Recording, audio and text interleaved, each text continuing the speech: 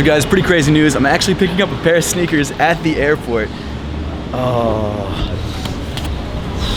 That's how much I needed to bring you guys this review. What's up everybody? I'm Seth Fowler and today I'm reviewing the brand new Off-White Air Jordan 1 UNC.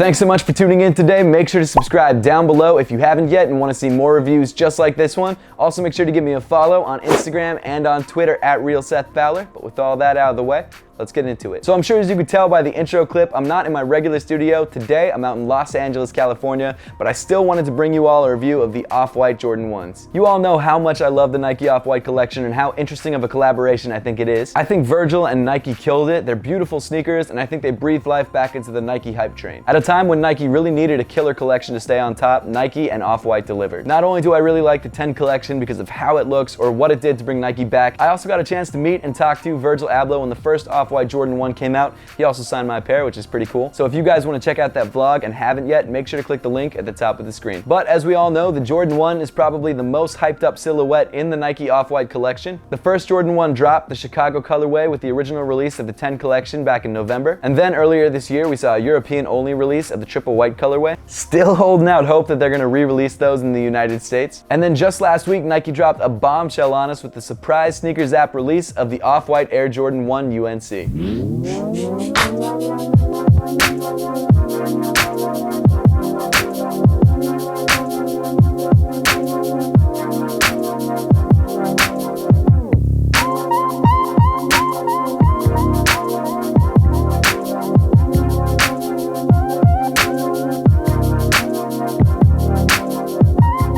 Even though the construction of the sneaker is similar to previous Off-White Jordan 1s, there have been a couple additions for added durability. Starting off around the toe of the sneaker, you've got this UNC blue leather panel with white stitching. As with the other Off-White Air Jordan 1 sneakers, the leather is double layered for added durability. Moving up from there, you've got what used to be your exposed foam toe panel. Other than the colorway, this is one of the biggest changes between this pair and the previous Off-White Jordan 1s. Instead of leaving the foam exposed like they did on previous pairs, this time around it looks like they added this thin piece of plastic mesh for added durability. As I'm sure you've seen on Instagram, if you didn't have a pair of your own, the foam on the toe box and on the mid panel of the shoe got dirty very quickly. And because it was white foam, the material absorbed the stains very easily and it was almost impossible to get them out. That's definitely a problem if you like your shoes looking clean and fresh all the time. It was something that you really couldn't get rid of. Not only that, but there was also instances where the foam would tear or rip. And so by adding this thin layer of clear plastic mesh, yes, you cover up the ventilation holes, but in the long run, it should extend the life of your shoe. Continuing up on the shoe, you've got more UNC blue leather panels with punched out eyelets. When you first get the shoe out of the box, of course, like most Jordan 1s, it comes unlaced, but weaving through the bottom eyelet on each shoe is this pair of flat white laces. As we've come to expect from the Off-White collection, you do also get two other pairs of laces in the box. The first is a pair of flat blue laces to match the blue leather, and the second, as you can see behind me, is this pair of orange laces to match the orange accents. When I first saw pictures of these orange laces online, I wasn't a huge fan, and then when I was sitting on the flight from the East Coast to LA for 5 hours, I had a chance to experiment with the laces because what else am I gonna do? I actually started to really like them. And then I finally ended up going with the mismatched look because why not? Throughout the sneaker, as you'll see in a bit, there are these hits of neon orange, and I think these orange laces tie in, pun intended, so well with those orange accents that you can't really go wrong with them. Just like all the other Off-White sneakers, each set of laces comes with shoelaces written at the end in quotation marks. You've also got another signature Off-White touch with the red zip tie attached to the laces. I'm actually kind of surprised they went with red because on the white pair, they went with a light blue that matched the rest of the sneaker. On this pair, I kind of expected them to go with an orange or a UNC blue, but I don't think the red looks bad. If you were wondering, the zip tie says Off-White, CO Nike, C 2018, zip tie in quotation marks. Underneath the laces, you've got your nylon tongue in white. Running through the middle of it, you've got this UNC blue stitching. And then, as I've said many times before, one of my favorite details of the Off-White Air Jordan 1 is the off-center Nike Air tag. On this colorway, the tag comes in white with neon orange text. The top of the tongue and ankle collar is left unfinished with exposed foam, just like the other Off-White sneakers in the collection. The reason for doing that is the whole idea behind this sneaker is to make it look like a prototype shoe. So it's meant to look messy, like it's cobbled together in a studio. Certain design elements aren't finished yet. You're calling out certain parts of the shoe, and in most cases when you're making a working prototype, you'll leave little details like this and this unfinished. Some people don't like the way this looks. I think it looks great. I think it really adds to the prototype look and story.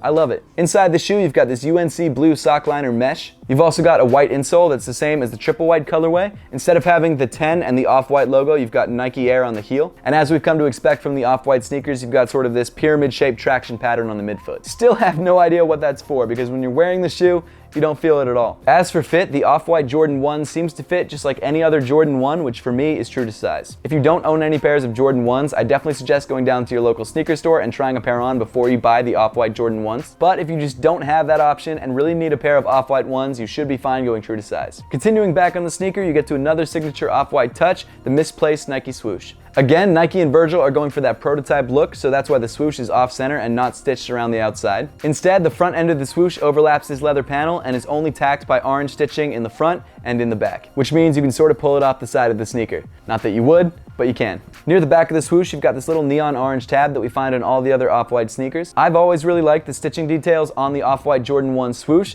but on this particular pair, when they come in this sort of neon orange, I really dig them. They provide this really nice contrast with the UNC blue swoosh and the rest of the leather. They're not overdone, but they still pop, which I really like. They also go really well with orange laces. So, underneath the swoosh, you've got another white foam panel covered in that plastic mesh for added durability. Continuing even farther back on the sneaker, you've got this piece of light tan or gray short suede. That piece has stayed consistent across the entire Off-White Jordan 1 line. Just above that, you've got this bright white foam panel around the ankle area. And on top of that, you've got this loose piece of UNC blue leather with the Jordan Wings logo printed in white. Just like the other Off-White Jordan 1s, on the back of that leather panel, you've got 85 in quotation marks. If you didn't know, 85 being the year that the first Jordan 1 came out. And then moving around to the mismatched medial side of the shoe, instead of having that foam panel on the midfoot, you've got this piece of white leather. Just like the other Off-White sneakers in the 10 collection, you've got your paragraph printed in black. The paragraph on this pair reads, Off-White for Nike, Air Jordan 1, Beaverton, Oregon, USA, C 1985. This printed paragraph has always been one of my favorite details on the entire Off-White collection. Again, it's because I just love that prototype look. Just underneath the paragraph, you can see the perforations around where the Nike swoosh is usually placed. And then moving around to the heel of the sneaker, you've got this sort of UNC blue plastic or resin heel counter. I've always wondered if this is the material under the leather that gives the heel of the sneaker its shape.